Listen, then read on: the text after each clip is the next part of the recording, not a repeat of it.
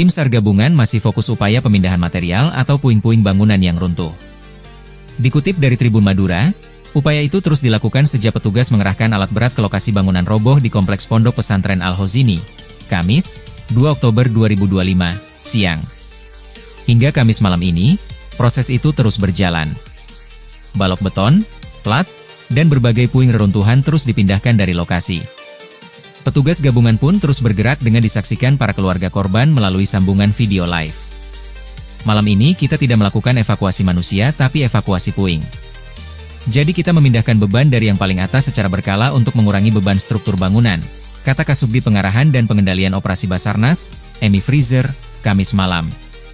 Menurutnya, masih ada 7 posisi yang berada di lapisan paling bawah di sektor A2. Dan itu tidak bisa dievakuasi selama beban di atasnya tidak dikurangi atau dipindahkan. Makanya, tim SAR berupaya memindahkan dengan menggunakan alat berat yang terpilih, dengan pertimbangan yang paling sedikit memberikan dampak getaran. Kren yang dikerahkan di lokasi kejadian, prinsip kerjanya dengan angker yang distabilkan. Jadi di situ bukan seperti bulldozer. Semakin jauh kren ini bergerak, beban angker atau batang kren, maka beban yang diterima kren semakin besar. Kendalanya, kata dia, kondisi bangunan yang sangat tidak stabil lantaran semua tiang penyangga sudah roboh. Dan beban di atas semua bertumpuk sampai yang paling bawah. Sehingga rentan terhadap pola kuncian dari runtuhan bergeser.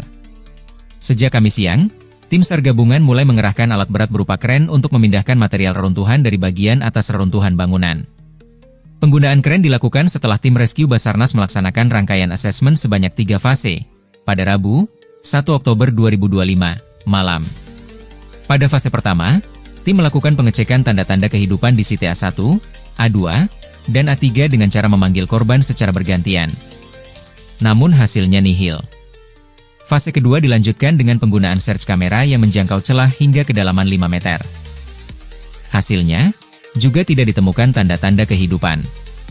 Kemudian, fase ketiga dilakukan dengan wall scan Super 400 untuk mendeteksi keberadaan orang di balik reruntuhan dinding beton. Hasil pemeriksaan tidak menemukan adanya tanda napas maupun denyut nadi. Tak berhenti di situ, tim rescue beralih menggunakan multi-search seismic scanner. Peralatan ini berfungsi menangkap getaran dan suara kecil dari dalam reruntuhan untuk mengidentifikasi kemungkinan adanya korban hidup.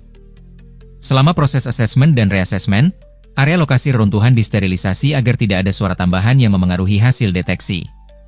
Secara paralel, tim BNPB juga mengerahkan drone thermal untuk memperluas pencarian tanda-tanda kehidupan dari udara. Setelah seluruh tahapan memastikan tidak ada respons korban dari balik reruntuhan, tim SAR gabungan bersama pihak keluarga sepakat untuk memulai proses pemindahan material dengan kren. Upaya ini dilakukan secara bertahap agar tetap menjaga keselamatan tim di lapangan. Selain membersihkan material di bagian atas, tim SAR gabungan bersama pihak terkait juga memasang shoring atau penyangga di titik rawan. Shoring ini digunakan untuk menjaga kestabilan reruntuhan saat proses pembersihan dilakukan. Mungkin saya luruskan dulu ya. Ini malam ini kita tidak melaksanakan evakuasi, tetapi kita memindahkan puing. Karena evakuasi itu lebih merujuk kepada manusia yang kita pindahkan. Jadi kita memindahkan beban yang ada pada bagian paling atas secara berkala untuk mengurangi beban struktur yang di bawah. Karena kita ketahui masih ada 7 posisi yang berada di lapisan paling bawah di sektor A2. Ini kondisi ini tidak bisa dipindahkan atau dievakuasi selama beban yang di atas ini tidak dibuang atau tidak dipindahkan. Maka upaya kita lakukan adalah memindahkan beban ini secara perlahan dengan menggunakan alat berat yang terpilih. Maksudnya adalah alat berat yang paling sedikit memberikan dampak getaran. Kita ketahui prinsip kerja kren itu adalah dengan anchor yang distabilkan. Jadi di situ tidak dia bergerak seperti dozer. Ya, dia kren standby, posisinya stabil, baru kemudian krennya itu yang berjalan. Maju, mundur, muter, dan sebagainya itu kren. Nah, semakin jauh kren ini bergerak menjauhi dari batang tubuh atau dari anchor point, maka beban yang diterima oleh ujung kren ini akan semakin besar. Walaupun kemampuan dia mampu mengangkat 130 ton, tapi prinsip gravitasi juga harus kita perhatikan. Berarti nggak ada evakuasi korban malam ini? Belum, sampai saat ini kita belum bisa mengevakuasi korban karena memang belum ditemukan. Untuk yang terbaru dari 7 lokasi ini. Kemudian terkait dengan tuntutan keluarga korban sendiri yang seperti itu menuntut evakuasi segera dilakukan. Ya, kita berikan pengertian terkait dengan kondisi dan keadaan. bahwa cepat kalau tidak aman itu pun juga akan menjadi persoalan yang baru. Kita menghindari itu.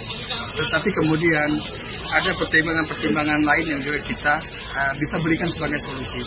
Karena aturan yang kita sepakati bersama ini ada yang memiliki fleksibilitas dan ada yang solid. Ada yang tidak bisa dirubah dan ada yang masih bisa dikompromis. Jadi ada pertimbangan contoh malam ini kenapa kita masih bergerak padahal lampu tidak akan pernah bisa menggantikan peran terangnya matahari. Tapi kita berusaha dengan seoptimal mungkin memaksimalkan sumber daya ada baik itu penerangan, personil dan juga metode penindakan. Ya, kemudian sebenarnya kendalanya apa dari pihak tim evakuasi ini?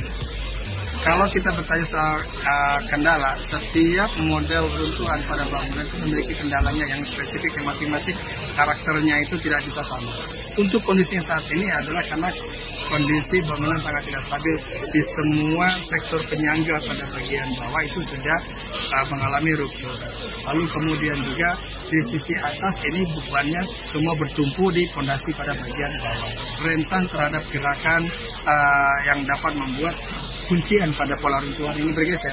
Kalau dia bergeser, maka pola runtuhan akan berubah dan akan ada model runtuhan terbaru. Contoh seperti kemarin kasus kejadian di hari kedua, di mana pada malam hari terjadi kegempaan di Sumeneb. Dampaknya kita rasakan yang tadinya jaraknya 15 cm antara lantai dengan bordes di atas, setelah gempa ternyata ada penurunan sampai 5 cm. Dan itu membuat semakin sempit ruang yang kita hadapi di dalam. Nah, kita mau mengurangi efek itu, tapi kalau kegempaan itu kan di luar dari kemampuan kita. Pencegahan yang kita lakukan untuk kegempaan kan tidak ada. Hanya ada sebuah kewaspadaan dan sebuah SOP perencanaan.